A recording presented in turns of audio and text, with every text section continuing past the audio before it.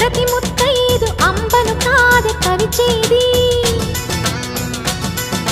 తన మదిలోని కలకలనన్ని అమ్మలకేగ తెలిపేది నెలతలే లేకుంటే దేవుడికి నెలవేది భక్తులే రాకుంటే గుడికి ఇక వెలుగేది దయతోటి కుంకుమ పూలు అక్షింతలు మనమంతా ఇవ్వాలి తన తాళి నిలపాలి తాళి కాచి ముత్తైదా ఎల్ల